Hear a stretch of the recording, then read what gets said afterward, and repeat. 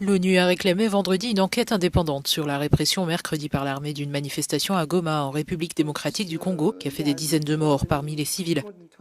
Pour Ravina Shamdasani, porte-parole du Haut-Commissariat de l'ONU aux droits de l'homme, les responsables des violations devront répondre de leurs actes. Nous sommes extrêmement affectés par le fait qu'au moins 43 personnes ont été tuées, dont un policier et 56 blessés lors des manifestations de mercredi à Goma, dans l'est de la République démocratique du Congo. Nous avons reçu des informations indiquant que le nombre de morts pourrait être plus élevé. La répression de cette manifestation organisée par une secte et dirigée contre les forces de l'ONU déployées en RDC a fait 48 morts, selon un document interne des forces armées congolaises. 222 personnes ont été arrêtées au cours de l'opération, y compris des femmes et des enfants. Les manifestations ont été organisées contre la mission des Nations Unies pour la stabilisation en République démocratique du Congo, la MONUSCO, la force régionale de la communauté de l'Afrique de l'Est, d'autres agences des Nations Unies et des organisations internationales non gouvernementales.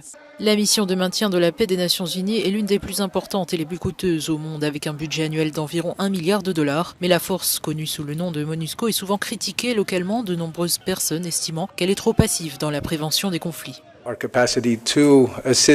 capacité à les aider dépendra bien sûr en grande partie des ressources que nous pourrons mobiliser pour accéder aux populations qui sont manifestement vulnérables. Et à l'heure actuelle, nous sommes confrontés à des limites dans notre capacité à le faire. L'année dernière, des dizaines de personnes ont été tuées lors de manifestations contre l'ONU, dont 4 soldats de la paix. Les dernières violences coïncident avec un débat sur le moment où la MONUSCO devrait se retirer de la RDC.